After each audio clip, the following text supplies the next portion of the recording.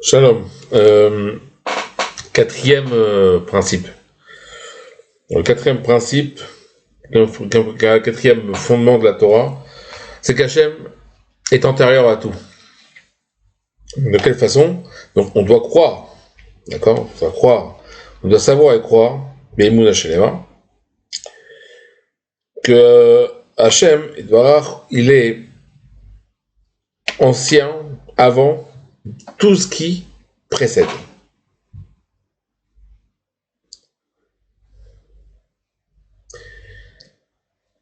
De quelle façon? De faire la façon, comme on l'avait dit déjà dans le premier ou deuxième principe, fondement, que Hachem a créé le temps. Avec la Bria, avec la création. Il a créé le temps. Donc, le passé, pour lui, c'est pas ce qui s'est passé. Pas quelque chose qui est passé. Un temps qui est passé. Le présent, ce n'est pas un instant. Et ce qui va se passer, le futur pour lui, c'est pas le futur. C'est pas. De façon où Hachem, il se trouve toujours dans le présent. Il n'a pas de fin et il n'a pas de début.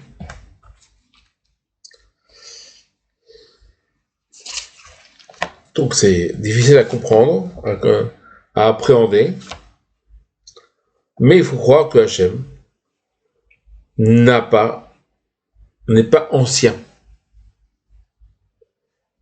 Il a toujours été, il sera toujours, et avant tout, il est toujours. Voilà, c'est comme ça.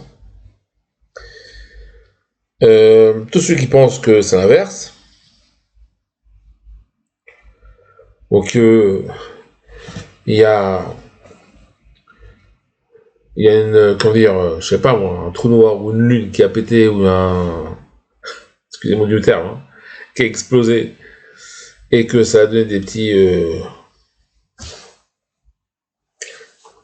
petits insectes ou autre chose ou petits mammifères qui sont transformés en singes, puis en hommes, ils sont passés par les dinosaures et les volatiles. Non, nous on pense pas à ça. En ce qui concerne les dinosaures, il y a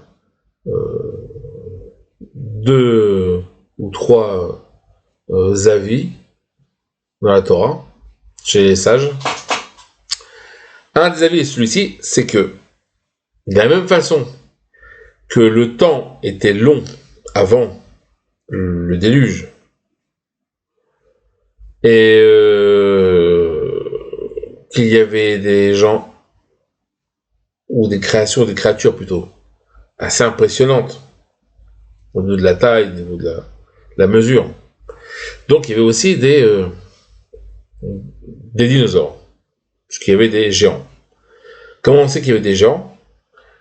La seule partie, comme dit Rashi, sur le Midrash, la seule partie dans le monde entier qui n'a pas été touchée par le déluge, c'est la terre d'Israël. Or, à l'époque de Moshe Rabbeinu, dans le désert, lorsque les 12 explorateurs sont partis voir la terre, alors qu'ils n'avaient pas besoin, parce que Hachem leur avait dit elle est très bonne la terre. Dans tous les cas, ils sont partis, ils sont revenus avec des fruits énormes. Pourquoi? Parce que ces fruits dataient depuis le Maaseh Bereshit, la création du monde, qui fait qu'il n'y a pas eu de déluge sur la terre d'Israël. Avec la destruction du premier, puis ensuite du deuxième temple, alors tout est devenu, surtout le deuxième temple, tout est redevenu au niveau de la faute d'Adam Arishon. Comme le dit le Hari Akadosh dans Shara Psukim, de cette façon, alors que la destruction du premier temple, c'était revenu à la faute à l'époque du déluge, à l'époque l'esclavage d'Égypte. Donc c'était moins grave. De cela, tout a redescendu à ce moment-là. Mais les fruits qu'ont emporté les explorateurs étaient aussi gros et ils ont vu donc des géants. Pourquoi? Parce que c'est ce qui se passe, c'est ce qui était dans le monde entier à l'époque. Euh, Bien que les plaques tectoniques et la géographie de l'époque n'étaient pas la même qu'aujourd'hui, dans tous les cas, c'est qu'il y avait des géants et chose assez énorme. La deuxième avis, un autre avis, dit que tout ce qui est dinosaures et compagnie n'ont pas été créés depuis le début, mais à l'époque de Noah, avant le déluge. Puisqu'on sait que ce n'est pas que les hommes qui se sont, endommagés, puisque il y avait une morale et des mœurs très endommagées, puisque c'était tout et n'importe quoi en même temps. Tout faisait n'importe quoi avec n'importe qui. Bizarrement, c'est revenu aujourd'hui. Et c'est pas bizarre, parce qu'il y a un Zohar qui dit que toutes les générations reviennent à la fin des temps. Ainsi que tous les Rechaïm. De Haman, Titus, Paro, etc. Pharaon. Tout le monde revient pour voir à la fin, payer ce qu'ils ont fait. Ou ce qu'ils nous ont fait plutôt. Mais même au monde, puisque le monde aujourd'hui, c'est le monde woke. Et ce monde-là, il n'est pas nouveau. D'abord, il a toujours existé, moins officiellement, mais déjà à l'époque donc de Noah. Et c'est une des raisons pour laquelle, avec la profanation de Shabbat, il y a le fait que il y a toujours un empêchement de la Géoula, ou un léger retardement, on va dire comme ça, un léger.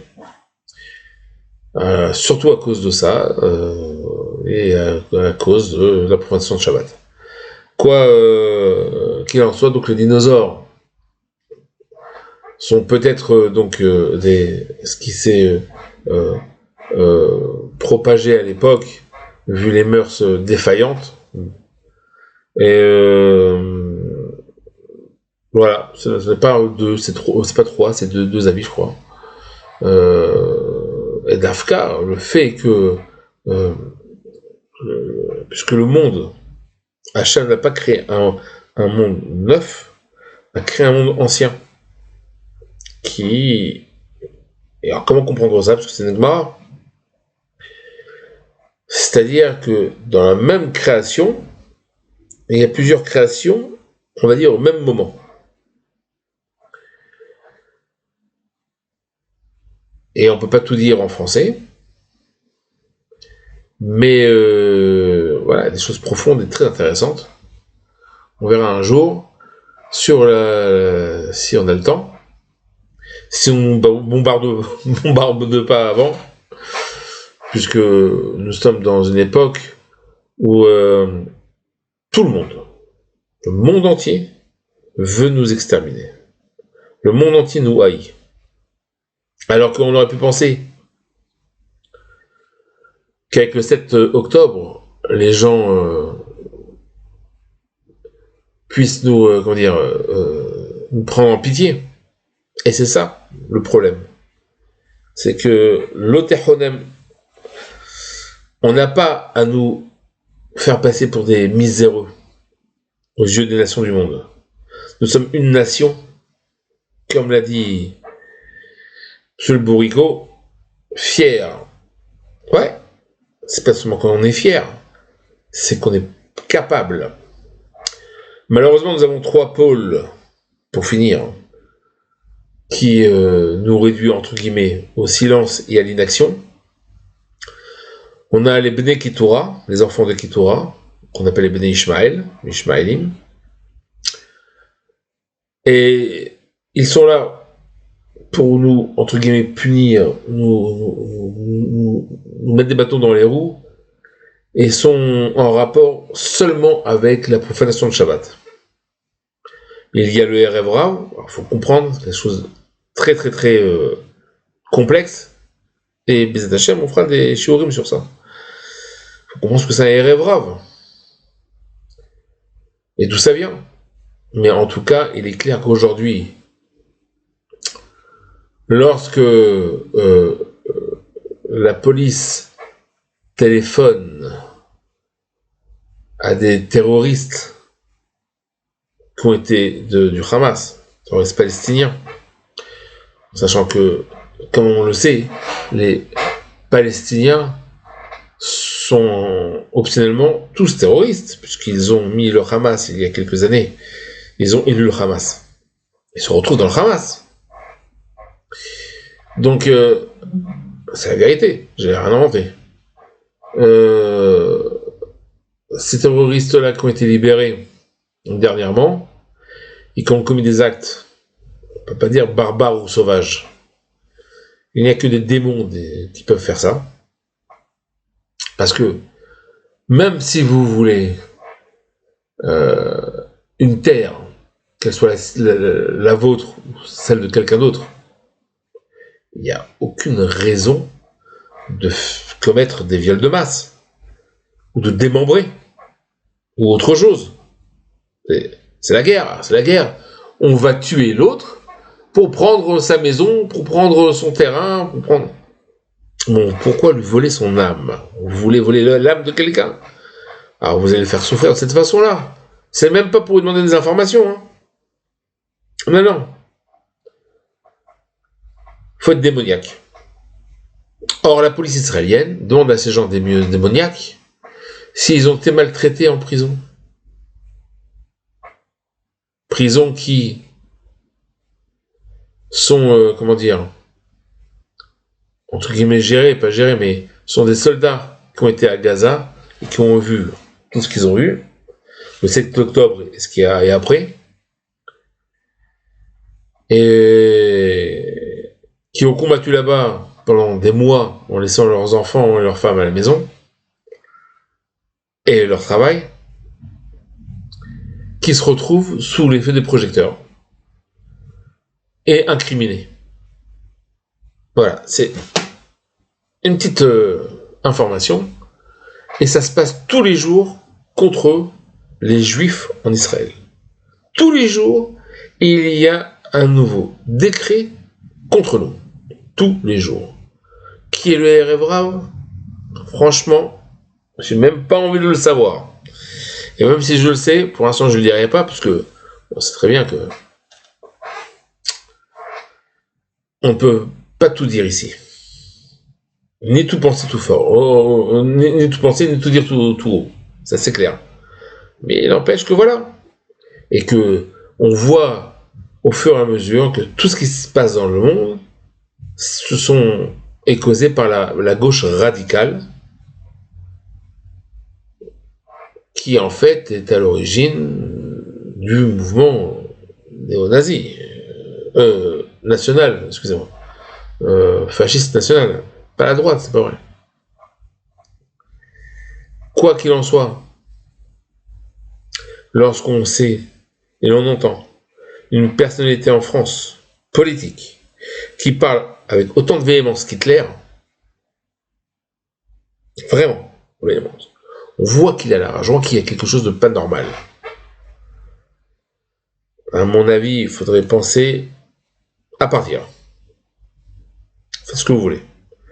Encore une fois, le problème n'est pas de arriver en Israël, malgré la guerre qui est imminente, on le sait, mais qui débouchera sur quelque chose de bien. Je ne sais pas dans combien de temps, je ne sais pas comment ça va se passer, mais il est clair que la guerre qui est imminente va déblayer beaucoup de problèmes. Beaucoup.